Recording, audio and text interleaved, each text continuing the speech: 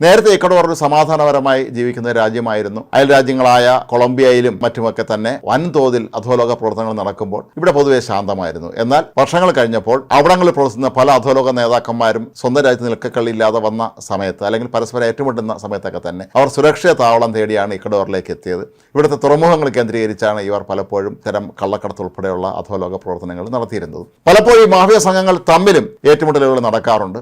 ഇതിൻ്റെയൊക്കെ പശ്ചാത്തലത്തിലാണ് ഈ ഒരു ബ്രിട്ടീഷ് പൗരന്റെ കൊലപാതകത്തെ നോക്കിക്കാണേണ്ടത്.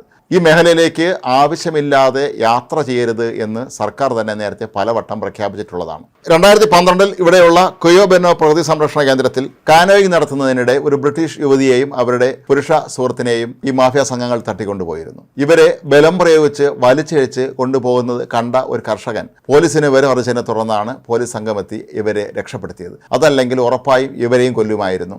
ഇതുവരെ കടന്നു പോകുന്നവരെയൊക്കെ തന്നെ കൊള്ളയടിക്കുന്നതും ആക്രമിക്കുന്നതുമൊക്കെ തന്നെ ഇവരുടെ ഒരു സ്ഥിരം രീതിയാണ് എന്നാണ് പറയപ്പെടുന്നത്. മെക്സിക്കോയും കൊളംബിയയും എല്ലാം മറികടന്ന് ലാറ്റിൻ അമേരിക്കയിലെ ഏറ്റവും വലിയ കൊലപാതക തലസ്ഥാനമായി ഇക്വഡോർ മാറിയിരിക്കുന്നു എന്നാണ് ഇപ്പോൾ പല റിപ്പോർട്ടുകളും സൂചിപ്പിക്കുന്നത്. വർഷം തോറും നിരവധി പേരാണ് ഇവിടെ കൊല്ലപ്പെടുന്നത്. കഴിഞ്ഞ മാസം തന്നെ ഇവിടെ അധോലോക സംഘങ്ങൾ തമ്മിൽ നടന്ന ഏറ്റുമുട്ടലിൽ 22 പേരാണ് കൊല്ലപ്പെട്ടത്. ഏതായാലും ഇക്കാര്യത്തിൽ ബ്രിട്ടീഷ് സർക്കാരിന് പ്രതികരണം ഇനി എത്തിയിട്ടില്ല. കാരണം കൊല്ലപ്പെട്ട വ്യക്തി ബ്രിട്ടീഷ് പൗരൻ തന്നെയാണോ എന്നുള്ള കാര്യത്തിൽ ഇനിയും സ്ഥിരീകരണം ലഭിച്ചിട്ടില്ല. ഇയാളുടെ പേരോ മറ്റു വിവരങ്ങളോ ഇനിയും പുറത്തെത്തിയിട്ടില്ലാത്തത് കാരണം ഇതേക്കുറിച്ചുള്ള കൂടുതൽ വിശദാംശങ്ങൾ പിന്നീടുള്ള ദിവസങ്ങളിലായിരിക്കും ഒരുപക്ഷെ സർക്കാർ പുറത്തുവിടുക എന്നാണ് പറയപ്പെടുന്നത്.